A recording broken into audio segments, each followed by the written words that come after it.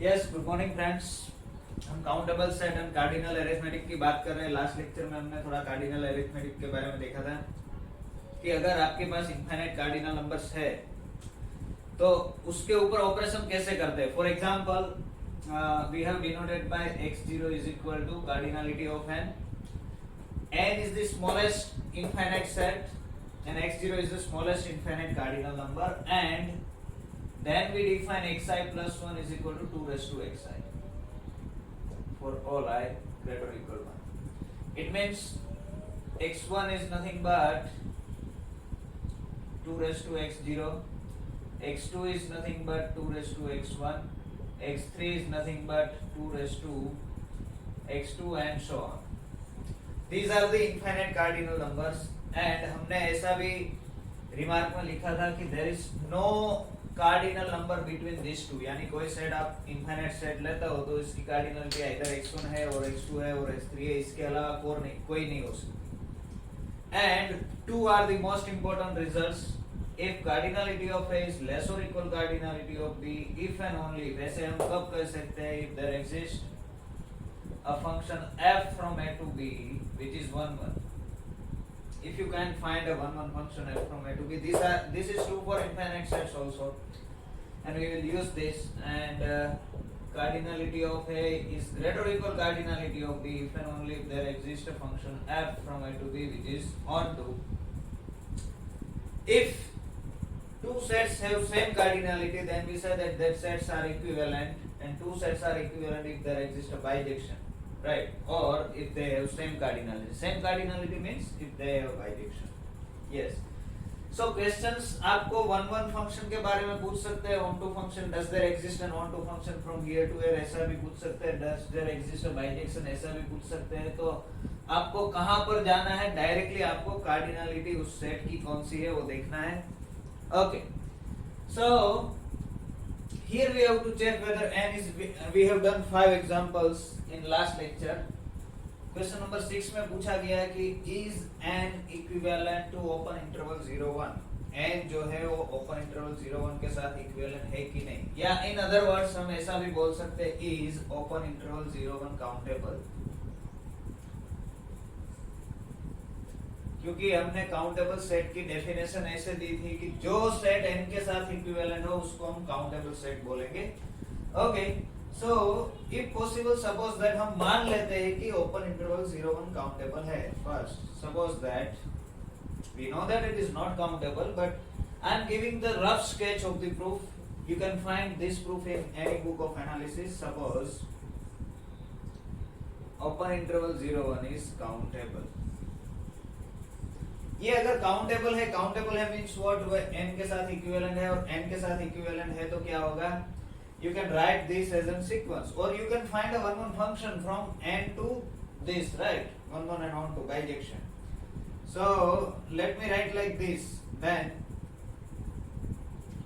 let x1 is equal to, मैं इसका जो भी पॉइंट हो रहा है 0 1 का जो भी पॉइंट होगा उसका एक्सप्रेशन कैसा होगा, 0 पॉइंट समथिंग टाइप का होगा, राइट, 0 से बड़ा होगा 1 से छोटा होगा। So let me write this as 0.a11 a12 a13 a14 and so on, right. x1 ऐसा कोई पॉइंट आएगा, मैं मैप कर रहा हूं, then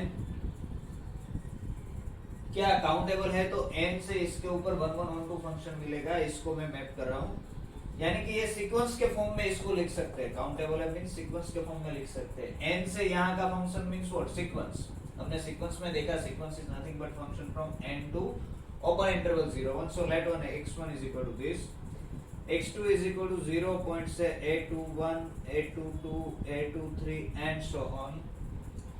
x3 is equal to, let me take 0.a31 a32 a33 and so on.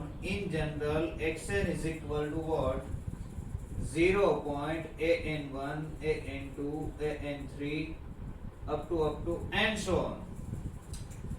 See, अगर open interval 0 1 countable है तो ये सीक्वेंस ये 1 1 1 2 फंक्शन होना चाहिए, यानी x1 x2 x3 इसमें सभी पॉइंट्स ओपन इंटरवल 0 1 के आ जाने चाहिए, राइट। 1 1 1 2 फंक्शन मींस व्हाट, सभी पॉइंट्स ओपन इंटरवल 0 1 के कवर हो जाएंगे ऐसे।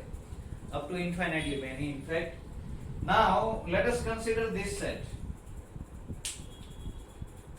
Now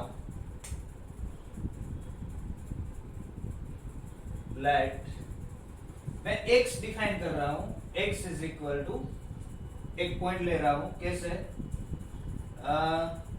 से 0 पॉइंट मैं इसको बोल रहा हूं a1 a2 a3 से a1 a2 a3 a4 and so on, where what is a1, where मैं ऐसे डिफाइन कर रहा हूं ai is equal to 1 if aii is not equal to 1 and 0 if aii is equal to 1. यानी देखो ये a1 क्या आएगा, अगर a111 है, ये पॉइंट a111 है तो a1 क्या होगा, 0 होगा. i is equal to 1 ले लो तो a1 will be 0 अगर a111 है तो. और अगर a111 नहीं है तो यहां पर मैं 1 ले लूंगा. देन इसका मतलब क्या हुआ कि a1 जो है which is not equal to a11. Again मैं फिर से बोल रहा हूं a1 कैसे डिफाइन होगा, a1 डिफाइन होगा a11 अगर 1 है,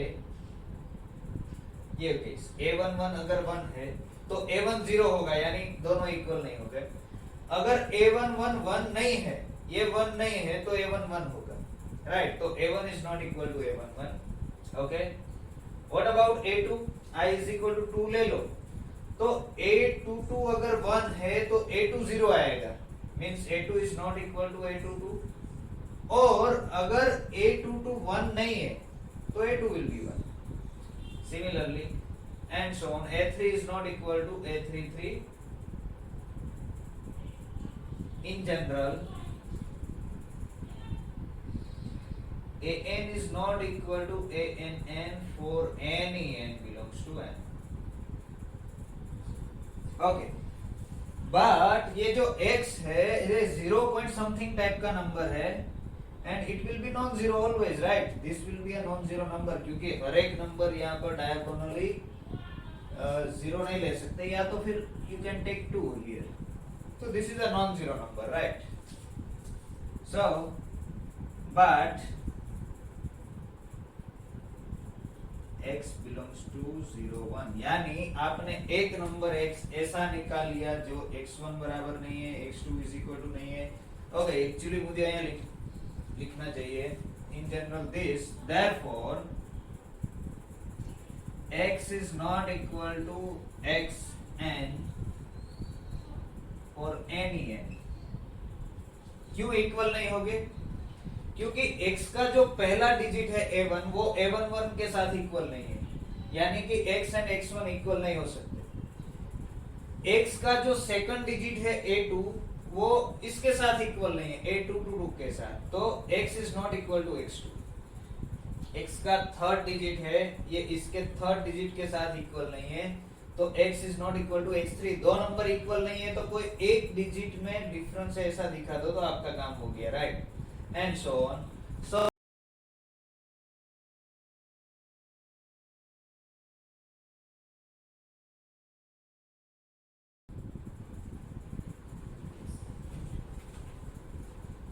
x is not equal to xn for any n. It means what? x जो है वो x1 नहीं है, x2 नहीं है, x3 नहीं है, xn नहीं है, but x कहाँ पर है?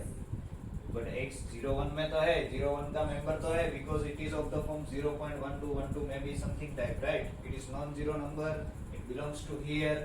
So इसके means ये क्या हो गया, आपने जो 0 1 को ये सीक्वेंस के फॉर्म में लिखा था उसको सीक्वेंस के फॉर्म में नहीं लिख सकते. एक नंबर आपको ऐसा मिल गया जो इन सबसे अलग है और इसमें है, यानी this can not be onto. 1 1 हो सकता है, ऑन टू नहीं हो सकता, and therefore n is not equivalent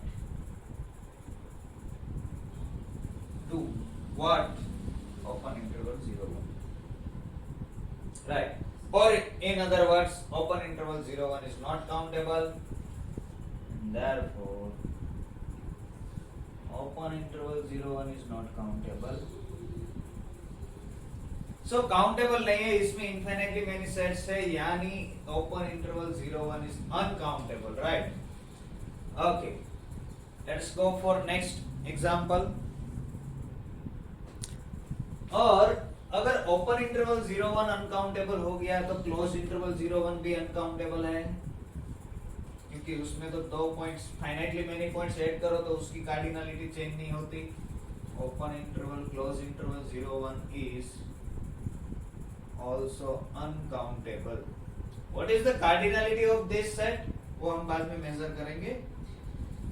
okay, and we can see here also, this is to be remember also, what cardinality of open interval 0 1 is same as cardinality of closed interval 0 1. This is same as cardinality of open 0 close 1. This is same as cardinality of closed 0 open 1. और इन सब की cardinality कितनी है, x1, right. ये x1 है, कैसे prove करेंगे, देखो सिंपल है.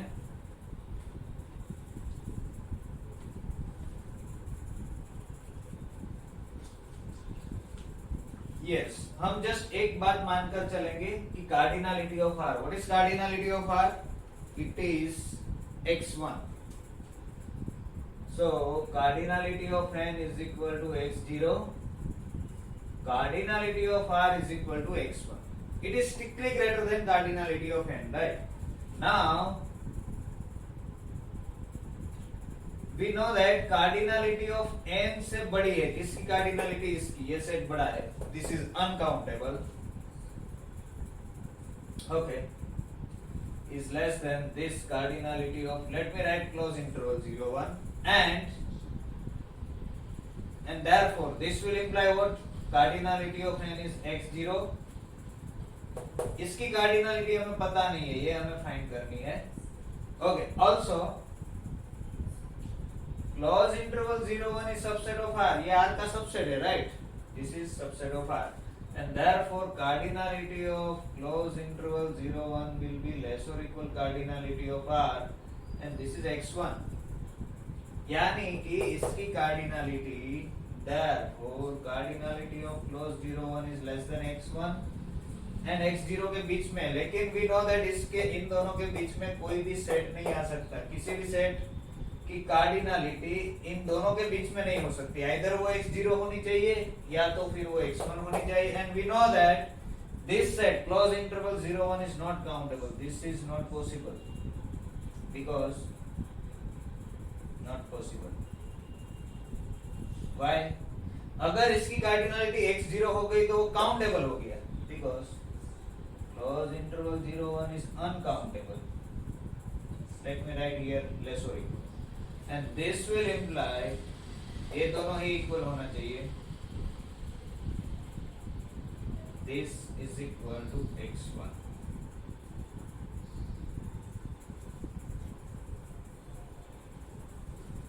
ठीक है, ओके. ये भी प्रूव कर सकते हैं कि इन दोनों के 1 1 on 2 बाइजेक्टिव फंक्शन हम फाइंड कर सकते हैं. कहां से कहां का, क्लोज इंटरवल 0 1 से r का, या फिर ओपन इंटरवल 0 1 से r का. कैसे फाइंड करना है देखते हैं. Let us find a 1 1 on 2 bijective function. Okay, first of all we say that any two interval have same cardinality.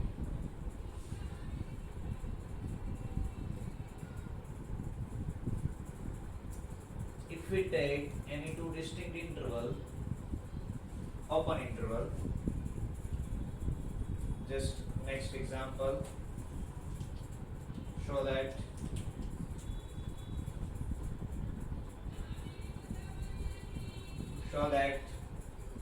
cardinality of open interval AB is same as cardinality of open interval CD for any two intervals. For any two intervals AB and CD. Right, क्या करना है, we want to find a bijective function जो AB को CD के ऊपर map करे. तो मैं ऐसे कंस्ट्रक्ट करूंगा. Suppose it is here, this is A, this is B, this is C and D. हमें ए बी को सी डी में मैप करना है और 1 1 ऑन 2 चाहिए मैप। तो ए को मैं मैप करूंगा कहां पर, सी के ऊपर, बी को मैप करूंगा डी के ऊपर, राइट।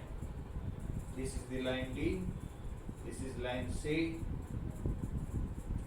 यानी हमें जो फंक्शन डिफाइन करना है बाइजेक्टिव फंक्शन, ये वो कैसा होना चाहिए, 1 1 ऑन 2 चाहिए। ए को सी के ऊपर मैप कर रहा हूँ, बी को डी के ऊपर मैप कर रहा हूँ, मैं इस लाइन से मैप कर रहा हूँ। सो ये आप देख सकते हैं कि this is a 1 1 map, right.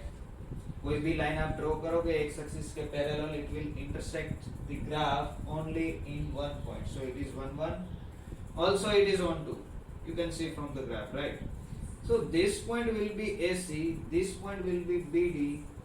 If I want to write down this function precisely, y is equal to fx, इसका क्या फॉर्मूला होगा? So try to find out equation of this line. Now equation of this line is what? Y minus y1, say d upon y2 minus y1 is c minus d is equal to x minus x1 is b upon x2 minus x1 is a minus b. c minus d को इस तरफ जाने दो तो you will get y is equal to what?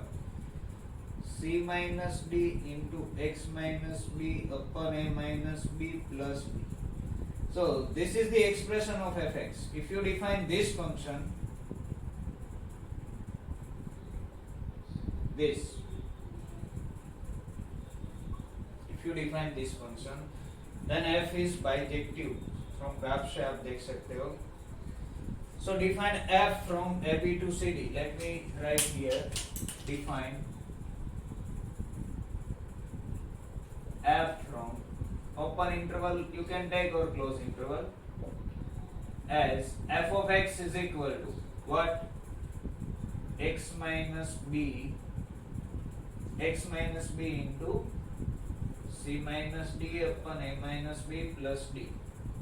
Then f is bijective,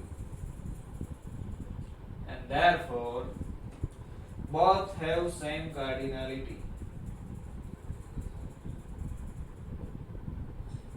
कोई भी दो interval ले लो, एक इंटरवल ओपन क्लोज्ड तो भी सेम होगा, and therefore you can write like this: a close b है, c ओपन d है, या क्लोज सी डी है, ये सबका सेम रहेगा, राइट। एक point finite infinitely many points है, इसमें आप अगर एक पॉइंट ऐड कर दो, आप क्या कर रहे हो, क्लोज बी ले रहे हो मतलब एक पॉइंट ऐड कर रहे हो। एक पॉइंट ऐड करने से उसकी कार्डिनलिटी में कोई चेंज नहीं होगा। कब? जब इनफाइनाइट सेट है तब। फाइनाइट सेट है तो ऑफ कोर्स चेंज होगा। Yes, so what we have proved is we have proved any two interval have same cardinality, right? So it means open interval 0 1 or open interval AB and open interval 0 pi by 2 has same cardinality. Next we show that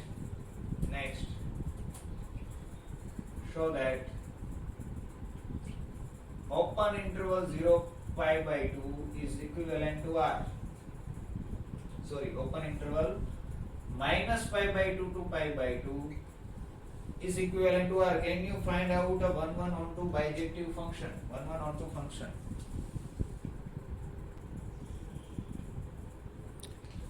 To show that these two sets are equivalent or these two sets have same cardinality, हम क्या करेंगे? We will define a function from open interval minus pi by 2 to R, which is 1 1 onto and bijective.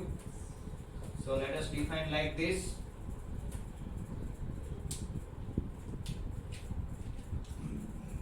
Yes, define what? F from open interval minus pi by 2 to pi by 2 to R, f of x is equal to 10x, right? Then we know that this function is 1 1 and odd 2 because this is a strictly increasing function. Then f is range is R, f is a bijection. और अगर bijection है तो इसका मतलब क्या हुआ? इसका मतलब हुआ कि दोनों सेट की कार्डिनलिटी सेम है। Therefore cardinality of minus pi by 2 to pi by 2 is same as cardinality of R, right? So any open interval is uncountable, and हमने देखा कि कोई भी टाइप के दो इंटरवल ले लो तो उसकी कार्डिनलिटी सेम है, इक्विवेलेंट ही है। Now for any interval A B, or let me write I can be open interval, close open, or anything. Now for any interval I is equivalent to this. We have seen that any two intervals are equivalent, and this interval is equivalent to R. Therefore, I is equivalent to R, because this equivalence is an equivalence relation, right? And therefore, cardinality of I is cardinality of R। ऐसे भी हम prove कर सकते हैं कि R की cardinality है जो किसी भी इंटरवल की कार्डिनलिटी कितनी है, वो चाहे वो इंटरवल ओपन इंटरवल 0 1 हो, क्लोज इंटरवल 0 1 हो। आपको एग्जाम में ऐसे भी क्वेश्चन पूछ सकते हैं कि there exist bijection from, so let me write down the question. मैं ट्रू और फॉल्स के बारे में लिख रहा हूं, ऑप्शन कैसे भी बना सकते हैं। There exists bijection f from say close interval 0 1 to R। क्या लगता है आपको, सही है क्या गलत? ओके, तो बाइजेक्शन कब मिलेगा? अगर दोनों सेट्स की कार्डिनलिटी सेम है तो बाइजेक्शन मिल सकता है। और we know that cardinality of close interval 0 1 is same as cardinality of R, because cardinality of this is same as this and cardinality of this interval। ऐसा भी बोल सकते हैं, या तो फिर ऐसा भी बोल सकते हैं देयर एग्जिस्ट बाइजेक्शन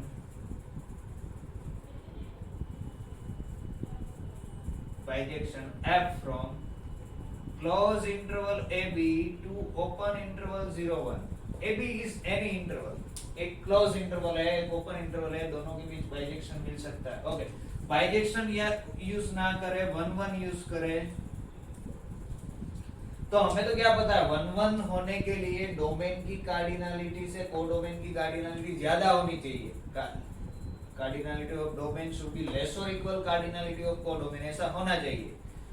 तो यहाँ तो दो एलिमेंट्स कम है, let me write down here 0 1 itself, close 0 1 to open 0 1, तो इसकी कार्डिनलिटी तो कम हुई, ऐसा आपको दिख रहा है, लेकिन कार्डिनलिटी कम नहीं है, दोनों की सेम है, दोनों की x1 है, right?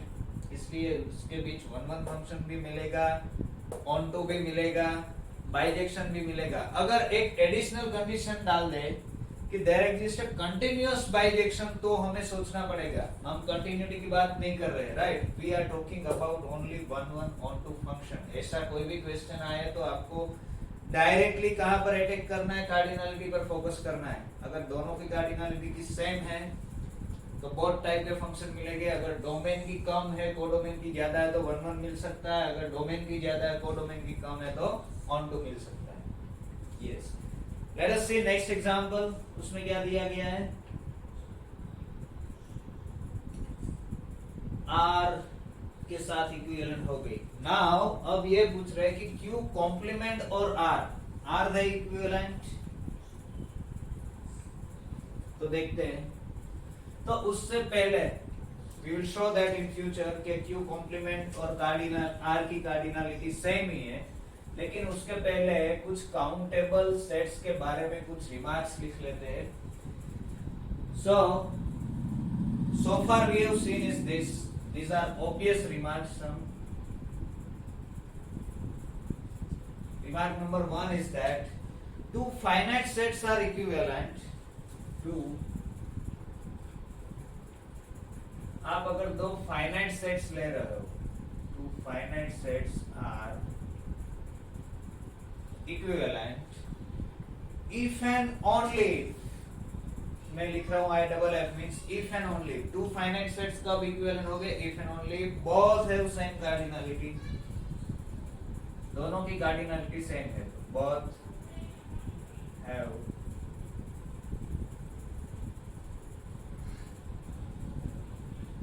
same cardinality, right? Number 2, a finite set can never be equivalent to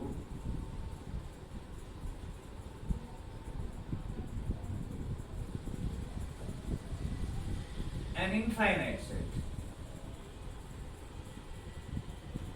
finite set जो है वो कभी इनफाइनाइट सेट के साथ इक्विवेलेंट नहीं हो सकता, क्योंकि इसकी कार्डिनलिटी फाइनाइट है, ऑब्वियसली उसकी इनफाइनाइट है, तो दोनों की सेम नहीं होगी। दो इनफाइनाइट सेट्स अगर ले रहे हैं, two infinite sets, then they may or may not be equivalent, may or may not be equivalent. For example, n and z ले लो, दोनों इनफाइनाइट सेट है, दोनों इक्विवेलेंट है, लेकिन n and r ले लो, या तो फिर n and ओपन इंटरवल 0 1 ले लो, या तो फिर z and r ले लो, तो they are not equivalent. Right. Number 4. N, Z and Q are countable. We have seen this. N, Z, Q are countable sets. Because in सबकी cardinality क्या होगी? x0 ही होगी. We have seen this, right? We have seen bijection between these sets. सभी की cardinality same है. Then number 5, cardinality of R, cardinality of open interval 0 1, cardinality of close interval 0 1. 0 1 are just symbols, you can write A, B and C, D. Okay, cardinality of C, all are equal. These are uncountable sets. Uncountable sets तो है ही, but all are equivalent. This is important. सभी की cardinality कितनी है? Same है. आपको ऐसा question पूछे अगर कि there exist a bijection between close interval 0 1 and C set of complex numbers, तो it is true. Okay, R की और C की कार्डिनलिटी क्यों सेम है? इन दोनों की सेम है, ये तो हमने दिखाया. There is a natural bijection. You define F from C to R cross R, right?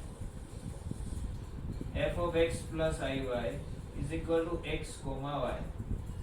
This is a bijection 1 1 on 2. Therefore, cardinality of C is same as cardinality of R cross R, and cardinality of R cross R is cardinality of R square. Cardinality of R is x1 square, and we know that xi square, xi is an infinite number. x1 square is x1, x1 raised to 100 करो, R cross R 100 times ले लो, will be same as cardinality of R, right? So all of these are equivalent. Next one, number 6. क्या दिया गया है? Countable union of countable sets. We are not going to prove this, but this is important. Countable union of countable sets is again countable.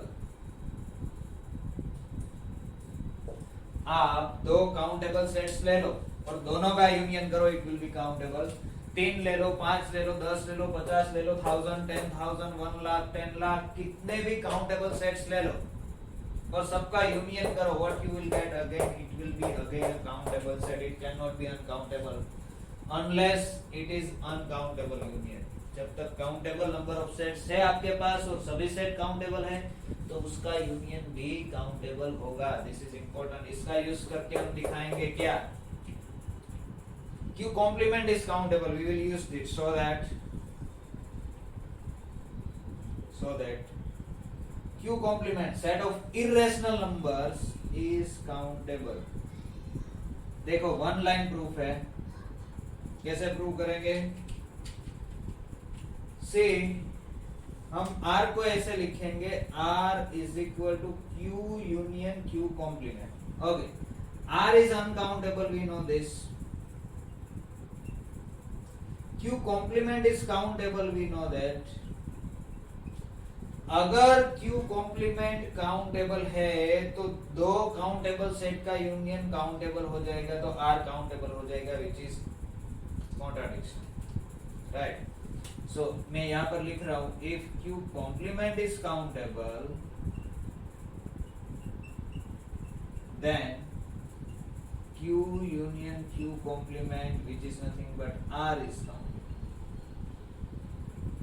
Because countable union of countable sets, ये तो countable है ही, इसको हमने countable assume किया तो union countable हो गया, which is contradiction, right? And therefore Q can complement has to be uncountable. In fact, what is the cardinality of Q complement? Also see, cardinality of ये uncountable है तो cardinality of Q complement is strictly greater than x0, क्योंकि this is an infinite set है और smallest infinite set की cardinality क्या है? x0 है. अगर इसकी कार्डिनलिटी x0 होती है तो वो काउंटेबल हो जाएगा, लेकिन अनकाउंटेबल है मतलब इसकी कार्डिनलिटी x0 से ज्यादा है. And Q complement is subset of R का सबसेट तो है ही ना, तो Q कॉम्प्लीमेंट की जो कार्डिनलिटी है वो कितनी होनी चाहिए? इट विल बी लेस और इक्वल कार्डिनलिटी ऑफ R, और R की कार्डिनलिटी कितनी है? x1 है, राइट? तो Q कॉम्प्लीमेंट की कार्डिनलिटी x0 से बड़ी है. x0 से बड़ी है तो कितनी हो सकती है? आइदर x0 और x1, but strictly greater then x0 है. x0 तो है ही नहीं और x1 से छोटी है. हेंस ये क्या बोल रहा है कि Q कॉम्प्लीमेंट की कार्डिनलिटी x1 है या तो x1 से छोटी है. ये बोल रहा है कि x1 से छोटी हो नहीं सकती, तो इसको क्या होना है? x1 ही होना है. तो देखो, आपको क्वेश्चन ऐसे भी पूछ सकते हैं, there exist a one function from Q complement to R, it is true. There exist an onto function from Q complement to R, it is also true. There exist a bijection between Q complement and R, तो it is also true, right? कितने real numbers है? जितने irrational numbers है. Number of irrational numbers and number of real numbers are same. ऐसे नहीं बोल सकते कि रियल नंबर्स ज्यादा है irrational numbers. Okay, so this is something different, right? जैसा हम finite sets में जो मानते हैं उससे कहीं ज्यादा different है ये. Next one is finite Cartesian product of countable sets is countable. Finite word is important. Finite Cartesian product, this is important. Finite Cartesian product of countable sets is again countable. अगर finite Cartesian product है तो हम cardinality भी वैसे भी count कर सकते हैं. Not true in case of infinite case. Not true in infinite Cartesian product.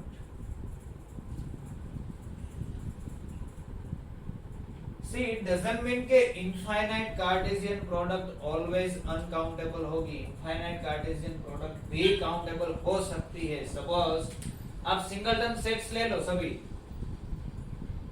xi is equal to singleton I ले लो, तो उसकी प्रोडक्ट करोगे xi, I running from 1 to infinity, तो ये क्या आएगा? a1 x1 cross x2 cross x3 ऐसा आएगा ना, up to infinite Cartesian product. This is 1 2 3 4 and so on. This is only singleton set, right? So infinite Cartesian product finite भी हो सकती है. Infinite Cartesian product of countable set uncountable भी हो सकती है. ये एग्जांपल नहीं है. Not true is in infinite Cartesian product, इसका एग्जांपल नहीं है ये, राइट? इसका एग्जांपल हम बाद में देखेंगे. Yes, so finite Cartesian product जैसे काउंटेबल यूनियन ले रहे हो, ऐसे काउंटेबल कार्टेशियन प्रोडक्ट भी नहीं ले सकते. Countably infinite Cartesian product of countable set लोगे तो it can be uncountable. A is uncountable and B is countable. This one is important. Infinite Cartesian product of countable set may not be countable, ये हमने लिख दिया है. और number 8 or number 9. This is number 8. This is number 9. What? If A is countable, uncountable, A is uncountable, and B is countable. Then क्या होगा, A countable है, B uncountable है, ए इज काउंटेबल, इस ए में से बी बात करो, A minus B is also uncountable.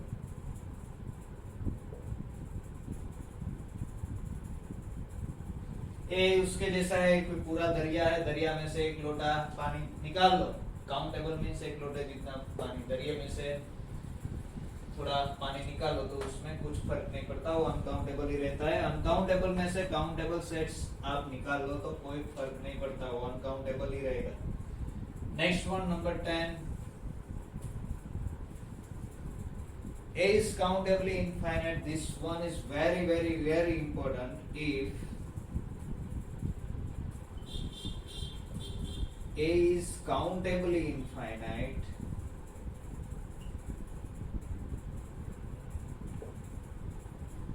A अगर इनफाइनाइट सेट है देन उसका power set P of A is always uncountable,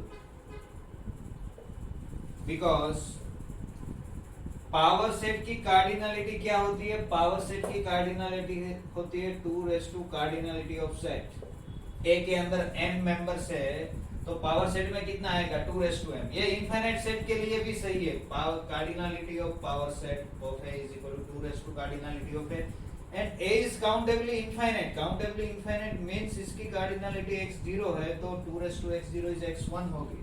तो ऐसा कोई भी आपको काउंटेबली इनफाइनाइट सेट नहीं मिलेगा जिसका पावर सेट काउंटेबल हो। यहाँ पर लिखना हो तो लिख दो, यस ऐसा फाइनाइट सेट मिल सकता है, फाइनाइट सेट लोगे तो उसका पावर सेट फाइनाइट ही आएगा, यानी कि काउंटेबल ही आएगा, finite means countable. But if you take a countably infinite set then its power set will always be uncountably infinite. So there does not exist, there does not exist a countably infinite set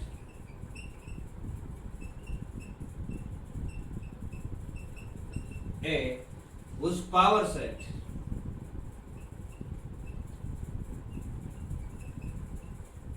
is countably infinite. This is important. ऐसा कोई भी set नहीं मिलेगा countably infinite set जिसका power set countably infinite set हो। Set अगर countably infinite हुआ तो उसका पावर सेट अनकाउंटेबल ही हो जाएगा, राइट। ओके, देखते हैं next example, which define weather each of the following sets is countable और अनकाउंटेबल। सेट्स की लिस्ट दी गई है और हमें पता करना है कि वो काउंटेबल है या अनकाउंटेबल है। In fact we are interested in cardinality of that sets. See ये सभी जो क्वेश्चन से आपको डायरेक्टली ऐसे ही ना भी पूछे कि काउंटेबल है या इनफाइनाइट, ये आपको क्या पूछेंगे 1 1 on 2 के बारे में पूछ सकते हैं कि there exist 1 1 map, there exist on 2 map, there exist bijection, तो भी आपको यही दिखना चाहिए। नंबर 1 दिया गया है, चेक क्या है instruction, determine whether each of the following set is countable और uncountable. Determine whether the following set, whether each of the following set is countable है कि अनकाउंटेबल है, ये देखना है। काउंटेबल और अनकाउंटेबल कैसा है वो देखना है। सो नंबर 1 दिया गया है S1 is equal to this set XY, कहां से लेना है, R2 में से ऐसे मेंबर्स लेना है कि such that X plus Y जो है Q में आए, राइट। क्या लगता है आपको, काउंटेबल लगता है कि अनकाउंटेबल लगता है? दो सेट्स का एडिशन, सॉरी दोनों एलिमेंट्स x, y जो पेयर है, ये this is a subset of R2, R2 का सबसेट है, ये दिख रहा है, तो S1 is subset of R2 और R2 अनकाउंटेबल है, राइट। अगर R2 काउंटेबल हो गया, काउंटेबल सेट का हर एक सबसेट काउंटेबल होगा, लेकिन अनकाउंटेबल सेट का सबसेट लोगे तो इट कैन बी काउंटेबल और it can be uncountable. Okay, so we are I am writing here two important remarks. Every subset of a countable set is countable. This is trivial remark, right? Countable set का subset है तो it has to be countable. It cannot be uncountable. And number two, every superset, a superset of an uncountable set is uncountable. आपको पता है कि A subset B है and A uncountable है, तो B अपने आप लेस और इक्वल हो तो भी, सबसेट और इक्वल हो तो भी B अपने आप अनकाउंटेबल हो जाएगा, राइट? छोटा सेट अनकाउंटेबल, ये सीरीज में जो हमने देखी थी ना कंपैरिजन टेस्ट, उसके जैसा ही। अगर छोटा अनकाउंटेबल है तो बड़ा अनकाउंटेबल होना ही है, और बड़ा काउंटेबल है तो छोटे को काउंटेबल होना पड़ेगा। Okay, so let us try to show that this set is uncountable. How? So clearly, let me write here clearly the set, which set मैं ऐसा सीख लिख रहा हूँ x, 1 minus x where x belongs to R. This set is subset of S1. ये जो set है वो S1 का सबसेट है। क्यों? क्योंकि इन दोनों का एडिशन करोगे आप तो इन दोनों का एडिशन क्या आएगा? In fact you can take minus x here, no problem. x, minus x belongs to R. So x, minus x का एडिशन क्या हो गया? It will be 0 and 0 is a rational number, तो इन दोनों का एडिशन Q में आ रहा है, राइट? इसमें ऐसा नंबर S1 में ऐसी पेयर्स आएगी जिसका एडिशन रैशनल नंबर हो। तो x, minus x is subset of S1। यहाँ अगर आप 1, माइनस 2 लोगे तो इसमें होगा 1 माइनस 2, क्योंकि एडिशन विल बी -1, बट इसमें नहीं आएगा, राइट? तो S1 is strictly superset. Okay, और ये सेट क्या है? दिस इज अनकाउंटेबल, क्योंकि इसमें कितने मेंबर होंगे? जितने R में मेंबर्स होंगे इतने इस सेट में मेंबर्स होंगे। हर एक रियल नंबर के लिए आपको एक पेयर मिलेगी, right? This is a line, in fact y is equal to x। R2 में आप जाओगे तो this is a line y is equal to x and line is equivalent to R, so its cardinality is R. So this is uncountable. दिख रहा है आपको? सी, हम step by step proof नहीं लिखेंगे। हमने क्या किया? S1 को अनकाउंटेबल दिखाना, उसका एक सबसेट को अनकाउंटेबल दिखा दो, S1 अपने आप अनकाउंटेबल हो गया। Therefore S1 is uncountable.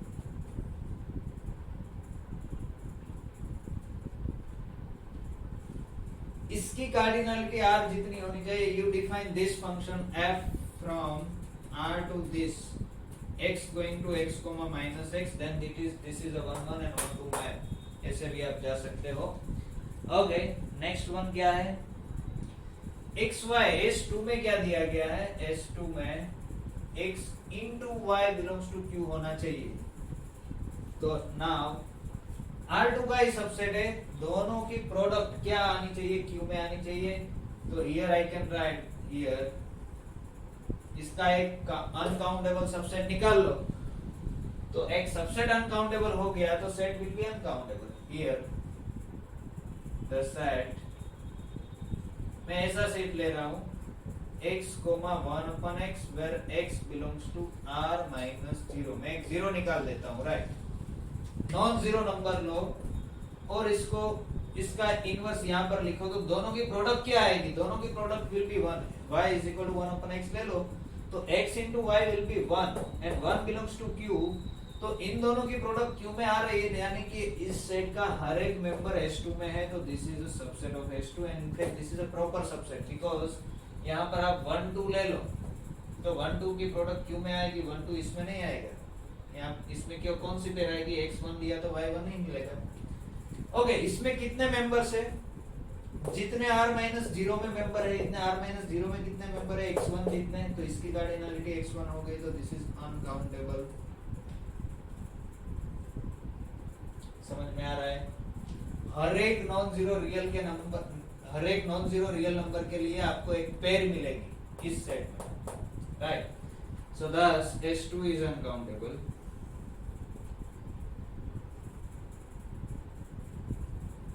Okay, मैं थोड़ा ट्विस्ट करके पूछता हूँ। यहाँ suppose x y belongs to Q cross Q दिया गया है, Q cross Q, such that x y belongs to. दो रेशनल नंबर लेने हैं, पेयर ऐसी लेनी है जिसकी प्रोडक्ट भी रेशनल नंबर हो। अगर ये x y Q cross Q में लेने हैं तो ये सबसेट हो गया किसका, क्यू क्रॉस क्यू का।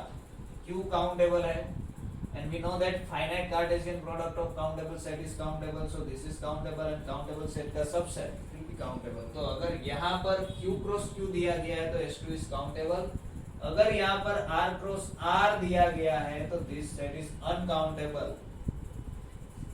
ठीक है, समझ में आना चाहिए। Okay, next one number 3 S3, simple है। थोड़ा दिमाग ओपन रख के एक्सरसाइज करना कि क्या दिया गया है। राइट, S3 में ऐसा दिया गया है, number 3 S3 is this set of all x y in R2 again such that x into y कहाँ आना चाहिए, n में आना चाहिए। दो नंबर्स की प्रोडक्ट n में आनी चाहिए, तो इसमें क्या आएगा, so same set will work here। The set, which set you can take x, 1 upon x where x belongs to r minus 0। तो इन दोनों की प्रोडक्ट 1 हो गई तो ये n में आ रही है। दोनों की प्रोडक्ट 2 हो तो भी चलेगा। तो this is subset of S3 and this is uncountable। So S3 is an uncountable subset and therefore S3 is uncountable, right? Simple।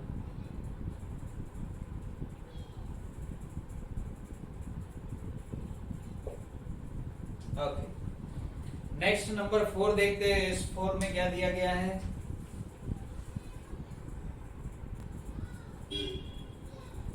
इस 4 में दिया गया है set of all functions from set of natural number two 1 to n से 1 to के ऊपर के जितने भी फंक्शन मिल रहे हो वो सभी फंक्शंस का सेट। देखो, एक फंक्शन में डिफाइन करूं f of n is equal to 1 for all n, constant function 1 एक मिलेगा। दूसरा डिफाइन करूं f of n is equal to 2 for all n, तो कांस्टेंट फंक्शन 2 ये अनदर मिला। तीसरा मैं डिफाइन करूं f of 1 is equal to 1 बाकी सब के लिए 2। देन डिफाइन करूं f of 1 is equal to 1, f of 2 is equal to 1, f of 3 से आगे सब के लिए 2। ऐसा ही कई सारे इनफाइनाइटली मेनी फंक्शंस मिलेंगे। कितने फंक्शंस मिलेंगे, तो कितने फंक्शंस मिलेंगे ये हमें जानना है। तो ये हम यहाँ पर ये जानते हैं कि if x is non-empty and y is non-empty, if x and y are two non-empty sets, then number of functions f from x to y is x से y पर के कितने फंक्शंस मिलेंगे, तो cardinality of y raise to cardinality of x जितने functions मिलेंगे, right, इतने functions मिलेंगे। तो हमें अगर S4 की कार्डिनलिटी चाहिए तो S4 की cardinality is equal to number of cardinality of codomain raise to क्या होगी, cardinality of domain, right. What is the cardinality of codomain, it is 2। इसमें दो मेंबर्स है तो ये कार्डिनलिटी हो गई 2। Cardinality of n we know that x0 and 2 raised to x0 is x1, right.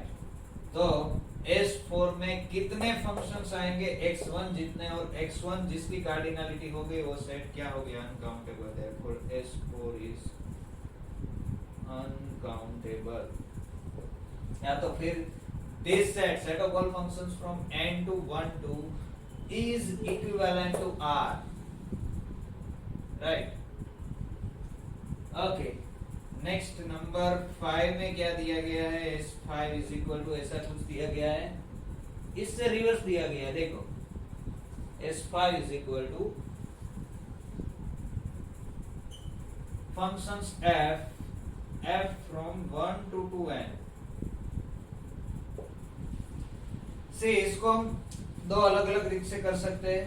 Number 1 is this, ये हमारे जो स्टैंडर्ड मेथड है इसके हिसाब से जाए तो ऐसे कितने फंक्शंस मिलेंगे, जिसका डोमेन 1 2 हो और कोडोमेन n हो तो number of elements in S5 is equal to number of elements in codomain raise to number of elements in domain. Domain में कितने हैं? 2 है,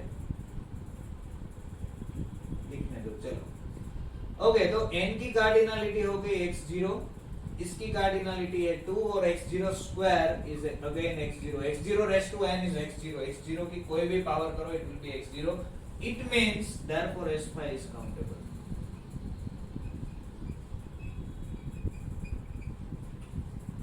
इसको हम ऐसे भी देख सकते हैं, देखो यहां पर क्या है 1 2 है, हमें ऐसे फंक्शंस कलेक्ट करने हैं जो 1 2 से n के हैं, means f of 1 will be some natural number, f of 2 will be some natural number, it can be any natural number। मैं इसको ऐसे लिखना चाहूंगा f of 1 f of 2 where first one belongs to n, second one belongs to n।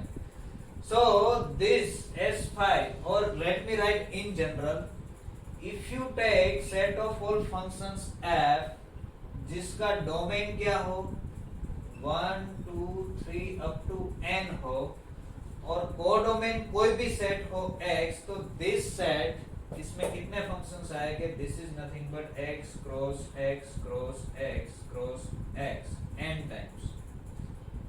Times Cartesian product. This is जैसे यहाँ पर n cross n 2 times आया है, यहाँ पर f1 2 3 होता तो f1 f2 f3 3 कोऑर्डिनेट्स आपको फाइंड करने होते हैं, जिसमें फर्स्ट में भी n का नंबर आएगा, सेकंड कोऑर्डिनेट्स भी n में से आएगा, थर्ड कोऑर्डिनेट भी n में से आएगा, तो it will be n cross n। तो ये क्या हो गया? तो इसकी cardinality this set is nothing but according to us n cross n। अगर यहाँ 1 2 से n है तो अगर यहाँ 1 2 3 3 दिया गया हो और यहाँ पर n हो तो क्या हो गया? n cross n 3 time. यहाँ पर 1 2 2 है, यहाँ पर r दिया गया होता तो वो कौन सा सेट होगा? r क्रॉस r सेट होता, राइट? यस, तो इसको ऐसे भी देख सकते हैं। नंबर 6 में क्या दिया गया देखते हैं, इसके जैसा ही है, तो इसको मैं ऐसे ही रखता हूँ। 6 और 7 दोनों इनके जैसे हैं। Late me right S6। What is S6? Set of all functions कहां से लेने हैं? n to 1 2, इसका सबसेट दिया गया है, राइट? कैसा सबसेट दिया गया है? जिसमें f of 1 is less or equal f of 2 होता हो, f of 1 is less or equal f of 2 होता हो, ऐसा फंक्शंस लेने हैं। देखो, यानी f of 1 less or equal f of 2 हो रहा है, मींस के f of 1 की वैल्यू इधर 1 आनी चाहिए। अगर f of 1 की वैल्यू 1 है तो f of 2 की वैल्यू 1 और 2 कुछ भी हो सकती है। f of 2 की वैल्यू 1 है तो f of 1 1 ही होना है, और f of 3 से आगे कुछ भी हो सकता है। देखो, मैं इसको ऐसे ड्रॉ करके देखना चाहूंगा। यहाँ पर n है, यहाँ पर क्या है? यहाँ पर तो दो ही मेंबर है, 1 और 1 2 3 4 5 6 एंड सो ऑन। हमें जो रिस्ट्रिक्शन दिया गया है वो ओनली दिस टू ऊपर ही रिस्ट्रिक्शन, इन दोनों के बीच ही रिस्ट्रिक्शन है, इसके आगे कोई रिस्ट्रिक्शन नहीं है, राइट? ये f of 3 कुछ भी हो सकता है, f of 4 कुछ भी हो सकता है, f of 5 कुछ भी हो सकता है। तो अगर f of 1 1 है तो f of 2 के पास दो ऑप्शन है, वो 1 भी हो सकता है 2 भी हो सकता है, नो प्रॉब्लम, ओके। लेकिन f of 2 अगर 1 है तो f of 1 1 होना ही पड़ेगा। इट मींस देखो, this set is nothing but, मैं इसको ऐसे भी देख सकता हूं कि ये जो सेट है S4, S6 को मैं ऐसे लिखना चाहूंगा, S6 को, यस, S6 जो है S4 में यहां से यहां के सभी फंक्शंस आ गए, राइट? सभी फंक्शंस आ गए, लेकिन ऐसे फंक्शंस निकल जाएंगे f जिसके लिए क्या हो रहा हो, f of 1 is strictly greater than f of 2 हो रहा हो, वो हमें नहीं लेना है। कैसे फंक्शंस लेने हैं? जिसके लिए f of 1 लेस देन और इक्वल टू f of 2 हो रहा हो, ऐसे लेने हैं। ये कंडीशन सही हो, ऐसे फंक्शंस कंसीडर करने हैं। तो कैसे निकालने पड़ेंगे? तो जिसमें ये ना हो रहा हो, ना हो रहा हो means what, F of one strictly greater than F of two हो रहा हो निकालना पड़ेगा. It means F four minus, अगर इसका डोमेन, इसका आंसर दो ही आना है. एफ ऑफ वन का आंसर आइदर वन आएगा और टू आएगा, एफ ऑफ टू का आंसर भी वन आएगा या टू आएगा. तो कैसे फंक्शंस निकालने हैं, F of one strictly greater than two, यानी कि एफ ऑफ वन टू हो रहा हो और एफ ऑफ टू वन हो रहा है, ये एक ही ऑप्शन बचेगा. देखो इन दोनों का आंसर वन और टू में से ही आना है. एफ ऑफ वन आइदर ये वन होगा तो ये वन भी नहीं हो सकता, टू भी नहीं हो सकता, तो F of one can not be one, so F of one has to be two. और एफ ऑफ वन अगर टू हो गया तो एफ ऑफ वन को ग्रेटर देन होना है एफ ऑफ टू से, और यहाँ पर दो ही ऑप्शन है एफ ऑफ टू के वैल्यू के लिए, इधर वन आंसर आएगा और टू आंसर आएगा, राइट. तो एस फोर में से केवल एक ही फंक्शन निकाला है, एक सेट नहीं निकाला, एक फंक्शन निकाला है, राइट. तो इसमें अनकाउंटेबली मेनी एलिमेंट्स है, ये हमने यहाँ पर देखा है. एस फोर में अनकाउंटेबली मेनी एलिमेंट है, उसमें से अगर एक एलिमेंट निकाल लो तो वो काउंटेबल हो जाएगा, नहीं होगा. उसमें इनफैक्ट इनफिनिटली मेनी निकाल लोगे तो भी वो काउंटेबल नहीं हो सकता. सिंस S4 इज काउंटेबल, क्या होगा, S6 इज आल्सो काउंटेबल. समझ में आ रहा है बात को. S7 में क्या दिया गया है, S7 इसका सबसेट है. देखो S7 is equal to this set. It's set F from 1 to 2n. ऐसे फंक्शंस लेने हैं कहां से, 1 to से n के, जिसके लिए क्या हो रहा हो, जिसके लिए f of 1 लेस और इक्वल f of 2 हो रहा हो. अब ये देखो S7 जो है इसमें कोई S5 में कोई कंस्ट्रेंट नहीं है, कोई कंडीशन नहीं है. यहाँ पर एक कंडीशन आ गई तो क्लियरली S7 जो है वो S5 का सबसेट है. इसमें सभी टाइप्स के फंक्शन आते हैं, लेकिन इसमें से ऐसे फंक्शन कलेक्ट करने हैं जिसके लिए f of 1 इज लेस और इक्वल f of 2 हो रहा हो. अब ये सुपर सेट S5 काउंटेबल है, S5 इज काउंटेबल, ये सेट ही काउंटेबल है. तो S7 को क्या होना पड़ेगा, काउंटेबल होना ही पड़ेगा. Every subset of countable set is countable, therefore S7 is countable, right. Simple है. देखते हैं S8 में क्या दिया गया है, set of all real functions. yes, set of all real functions means what, let me write it as this. S8 is nothing but set of all functions f from R to R. So we know that what is the cardinality of this set? Cardinality of this set is equal to cardinality of codomain. कितने functions मिलेंगे R to R का? तो cardinality of codomain raised to cardinality of domain. तो ये क्या हो गया, x1 raised to x1, right? x1 raised to x1 ये क्या हो जाएगा, देखो x1 को हम ऐसे लिख सकते हैं 2 raised to x0, ये x1 है वो 2 raised to x0 है, right? और इसकी x1 पावर, तो ये क्या हो गया 2 raised to x0 into x1. Two infinite cardinal numbers के प्रोडक्ट करोगे तो प्रोडक्ट क्या आएगा, मैक्सिमम वाला. मैक्सिमम है x1 because xi into xj is equal to x suffix maximum of I and j. This is cardinal arithmetic and 2 raised to x1, तो इसकी cardinality 2 raised to x1 हो गई. therefore this set S8 is uncountable.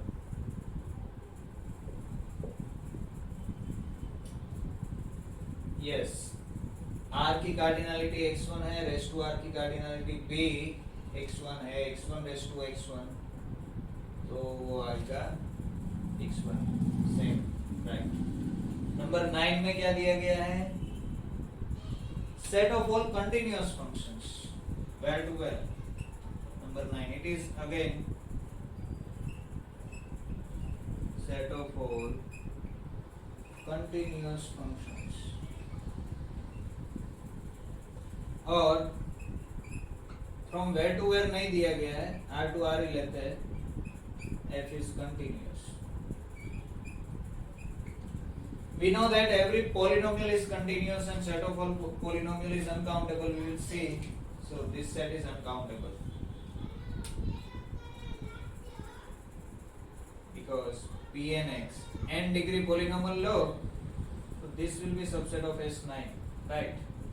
Every polynomial is continuous and this set is uncountable. अभी हम देखेंगे आगे example में. This is uncountable. तो अनकाउंटेबल सबसेट एक मिल गया तो S9 इज अनकाउंटेबल. अगर डोमेन और कोडोमेन चेंज करे तो फिर से हमें देखना पड़ेगा, तो कुछ और आर्ग्यूमेंट्स करनी पड़ेगी. Set of all differentiable functions के लिए भी सेम. S10 में क्या दिया गया है? S10 set of all differentiable functions. तो सेट ऑफ ऑल पॉलिनोमियल्स जो है वो डिफरेंशिएबल है, इसका सबसेट है, right? Set of all polynomials S10 का सबसेट होगा. और सेट ऑफ ऑल पॉलिनोमियल्स जो है ये दिया गया है S11 में PNR. Late us see that. Number 11 क्या दिया गया है? PNR set of all polynomial with degree less or equal n with real coefficients. So PNR, this set is what? This set is nothing but a0 plus a1x plus up to nx raised to n, where each ai belongs to R, right? Set of all polynomial. Okay, हम इसको ऐसे भी देख सकते हैं a0 a1 up to an where ai belongs to R. So this is nothing but R cross R. First member R में से आएगा, सेकंड मेंबर R में से आएगा, अप टू nth मेंबर भी R में से आएगा. तो this is equivalent to Rn. In fact n+1 actually 0 से स्टार्ट हो रहा है ना, Rn+1. In fact in vector space you have sought that these two vector spaces are have same dimension, right? So it is equivalent to Rn. You can find this is 1 1 and 1 2 map, and therefore cardinality of P and R, polynomials with real coefficients, is same as cardinality of Rn, and cardinality of Rn is x1, and therefore P and R is uncountable. Set of all real polynomials. Next S12 is में क्या दिया है कि collection of all finite subsets of n. This is again an interesting question. In fact, interesting set. Number 12. S12 is equal to collection of all finite subsets of n. See, n के आप subsets लेने जाओगे तो बे प्रकार 2 types के subsets आपको मिलेंगे. कैसे कैसे? फाइनाइट्स और infinite. Finite sets, finite subsets and infinite subsets. तो हमें यहाँ पर क्या लेना है? Collection of all finite subsets of n. पहले आप अपने आप ट्राई कीजिए कि whether this set is countable और नॉट. और काउंटेबल है तो कैसे काउंटेबल है, अनकाउंटेबल है तो कैसे काउंटेबल, अनकाउंटेबल है. देखते हैं. Let us see. So I am going like this के फाइनाइट सेट है तो फाइनाइट सेट में let us take a0 is equal to empty set. Empty set जो है ये ले रहा हूं. ऐसे सेट्स, ऐसे सबसेट्स n के जिसमें एक भी मेंबर ना आ रहा हो, right? a1 is equal to singleton subsets, collection of singleton subsets. Let me write here collection of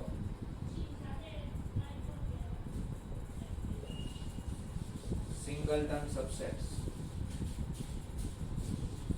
of n. Singleton subsets of n में कौन कौन आएगा? तो 1 आएगा, 2 आएगा, 3 आएगा, 4 आएगा एंड सो ऑन. जितने n में जितने मेंबर्स है उतने मेंबर्स इसमें आएंगे. यानी दिस सेट a1 जो है काउंटेबल है, ये हम देख सकते हैं, right? a2 is equal to क्या लेंगे? कलेक्शन ऑफ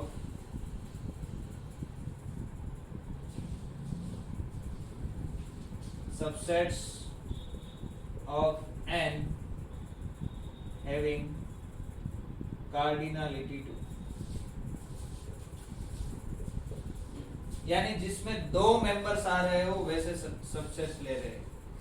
ओके, यानी इट मीन्स हमें ऐसे लेना है a, b where a, b दोनों n में से लेने हैं और a is not equal to b, a और b दोनों सेम नहीं लेने हैं, राइट।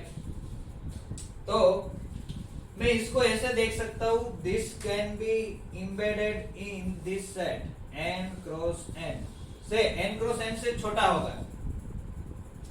यहाँ इस ब्रैकेट की जगह आप इसको ऐसे लिख दो a b, तो a भी n में से आ रहा है, b भी n में से आ रहा है।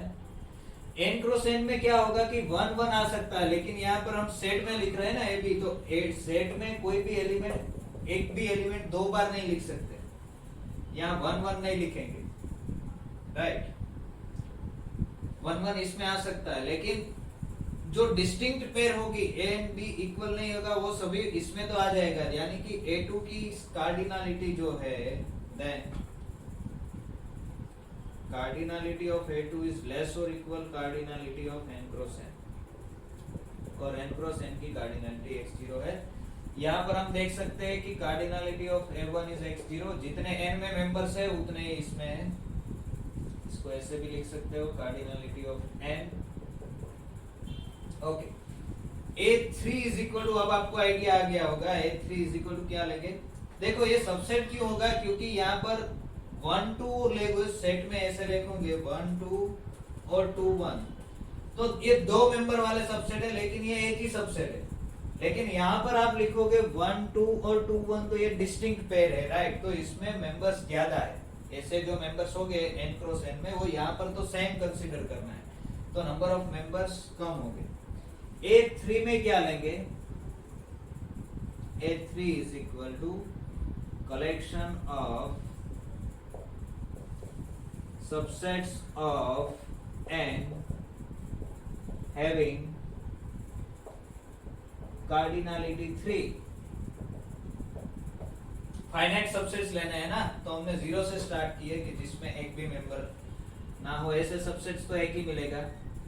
ओके, यहाँ पर क्या आएगा, a b c where a, इसको एक्चुअली ऐसे लिखना है a b c, a is not equal to b, b is not equal to c, distinct हो गए, and a b c belongs to कहां से हो गए, n में से हो गए। तो you can say this set is subset of n cross n, क्योंकि इसमें 1 1 1 आएगा, इसमें 1 एक ही बार लेना है, या तो फिर यहाँ पर 1 2 3 लो, 2 3 1 लो, 1 3 2 लो, सभी सेम है। सेट में जब लिखते हो तो ऑर्डर का इंपॉर्टेंस नहीं है, यहाँ पर अलग अलग है, डिस्टिंक्ट है। And therefore, what is cardinality of A3? Cardinality of A3 is less or equal cardinality of n cross n cross n. It is again x0 cube, and x0 cube is x0, and so on. In general, what is AK? AK is equal to collection of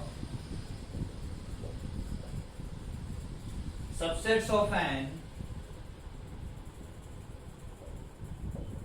having cardinality k,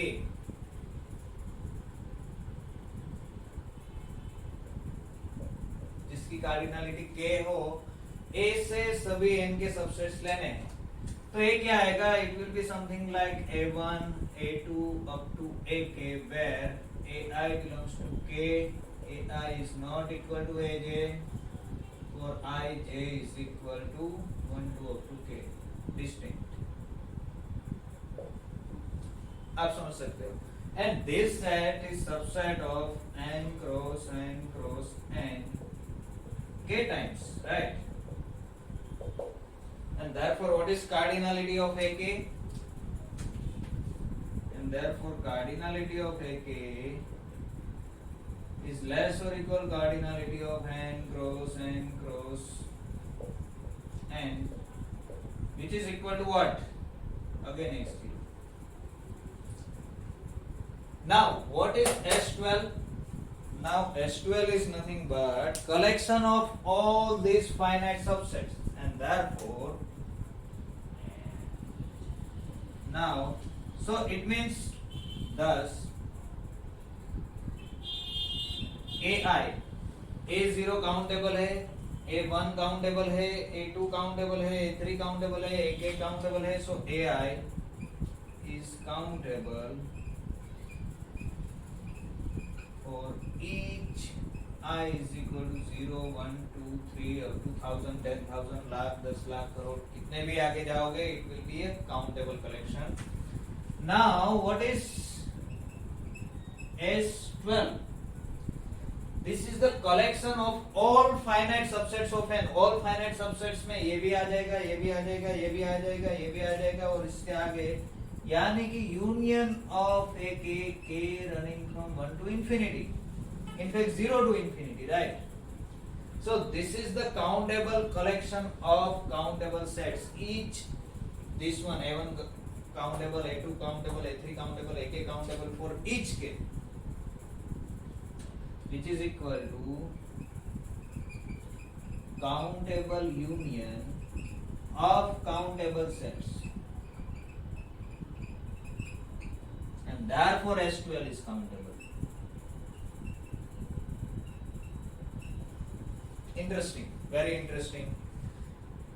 So अगर आप n के कोई भी infinite set ले लो, countably infinite set, और इसके finite subsets का collection लेते हो तो वो क्या हो जाता है, वो काउंटेबल हो जाता है. ओके, नंबर 13 में क्या दिया गया है, collection of all infinite subsets of n. 13 में सिर्फ इतना डिफरेंस किया, collection of all infinite subsets of n. अब इनफाइनाइट सबसेट्स ऑफ n का कलेक्शन क्या होगा, तो क्या लगता है आपको, सोचिए क्या होना चाहिए, whether it should be countable or it should be uncountable. ऐसे इस तरह से हम जा सकते हैं, कुछ कर सकते हैं, try to find out, right? So let us see. I would like to write here. देखो, this is also an interesting proof here. Pn, what is Pn? That is set of all subsets of n. Set of all subsets of n. मैं इसको ऐसे लिखूंगा, set of all subsets of n को दो parts में divide करूंगा. कैसे? मैं कलेक्शन वर्ड यूज कर रहा हूं, collection of all subsets of n. So this will be collection of all finite subsets of n union collection of, यहां पर मैं लिख रहा हूं union collection of all infinite subsets of n, right?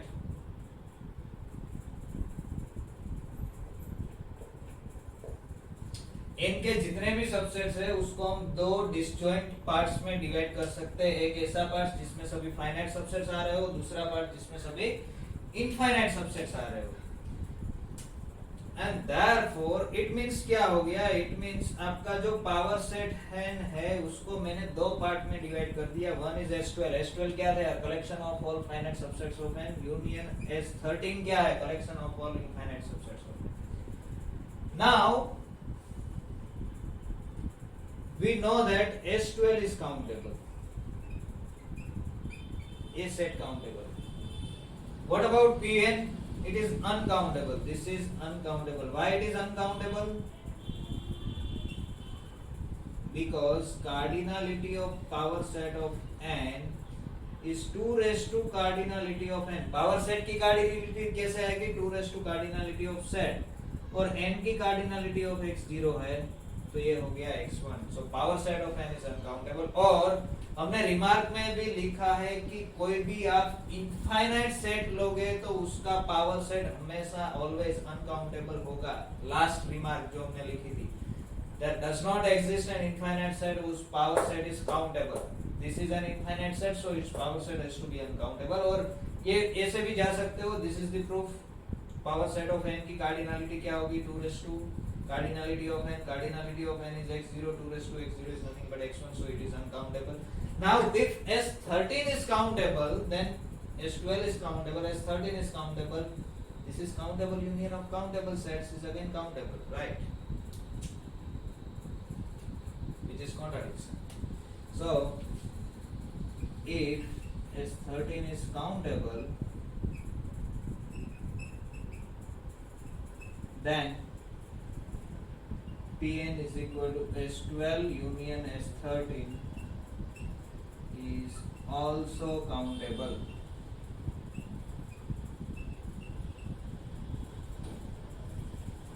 This is contradiction. Hence, S13 cannot be countable, and therefore S13 is uncountable.